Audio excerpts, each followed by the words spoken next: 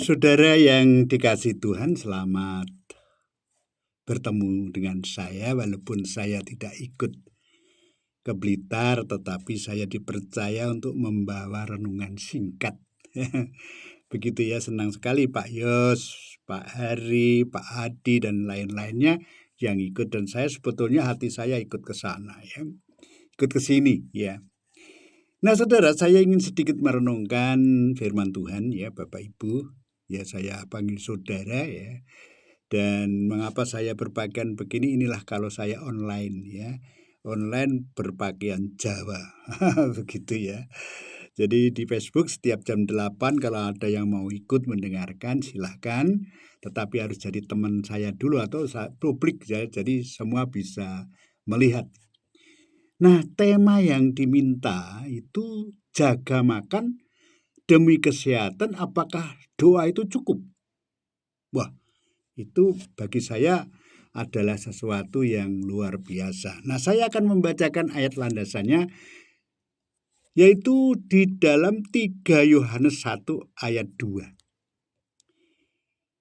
Saudaraku yang kekasih, aku berdoa semoga engkau baik-baik dan sehat-sehat saja dalam segala sesuatu, sama seperti jiwamu baik-baik saja.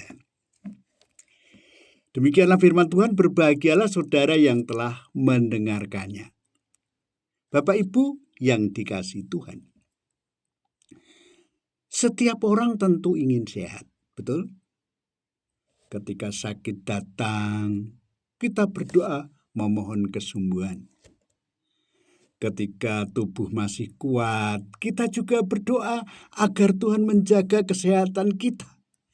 Pertanyaannya, apakah doa saja cukup?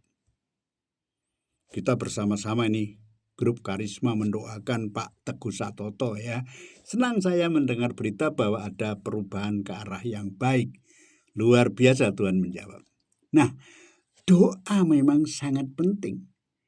Sebagai orang percaya kita diajar untuk menyerahkan segala sesuatu kepada Tuhan, termasuk kesehatan tubuh kita. Namun, Tuhan juga menghendaki kita bertanggung jawab atas tubuh yang telah dipercayakan kepada kita. Tubuh kita bukanlah milik kita sepenuhnya.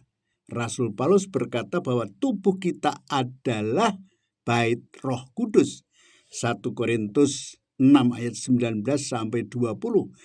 Karena itu menjaga kesehatan bukan sekedar urusan fisik, tetapi juga bentuk penghormatan kepada Tuhan. Saudara, bayangkan seseorang setiap hari berdoa, Tuhan berikan saya kesehatan, tetapi setelah berdoa ia terus makan berlebihan, mengabaikan gizi, kurang istirahat, dan tidak peduli pada kondisi tubuhnya. Bukankah itu seperti orang yang berdoa agar tanamannya tumbuh subur, tetapi tidak pernah menyiramnya? Ketika saya di Saiful Anwar, teman rehab itu malah pesen nasi Padang ya.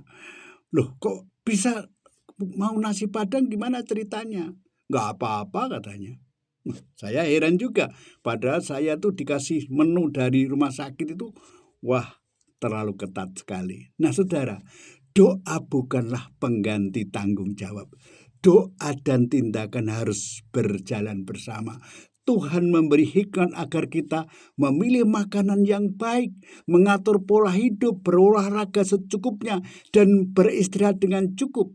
Dalam Alkitab kita melihat bahwa Tuhan sering bekerja melalui cara-cara yang praktis.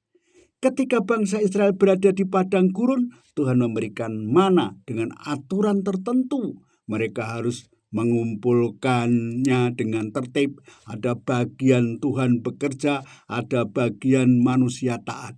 Demikian juga dalam menjaga kesehatan. Kita berdoa memohon perlindungan Tuhan, tetapi kita juga menjaga apa yang masuk ke dalam tubuh kita. Jangan sampai kita meminta kesehatan dari Tuhan, tetapi kebiasaan hidup kita justru merusak kesehatan yang Tuhan berikan. Nah, mari kita terapkan dalam kehidupan kita. Hari ini mari kita bertanya kepada diri sendiri, apakah saya hanya berdoa untuk sehat? Atau saya sedang hidup dengan cara yang mendukung kesehatan saya? Apakah pola makan saya sudah bijaksana? Apakah saya cukup istirahat? Apakah saya merawat tubuh yang Tuhan percayakan kepada saya?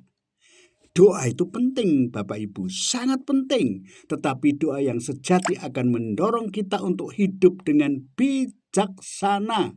Tuhan memberikan kesehatan sebagai anugerah dan kita menjaganya sebagai tanggung jawab. Akhirnya, ada sebuah pepatah yang berkata, kita tidak bisa mengendalikan semua penyakit yang datang, tetapi kita dapat mengendalikan banyak kebiasaan yang mengundang penyakit.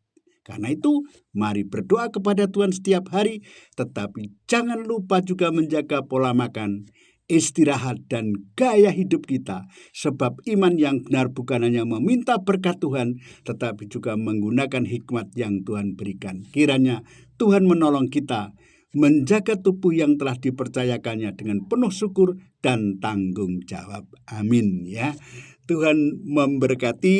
Sampaikan salam saya kepada semua yang ada di sini ya. Minta maaf saya nggak bisa hadir ngomong cucu. Tuhan memberkati.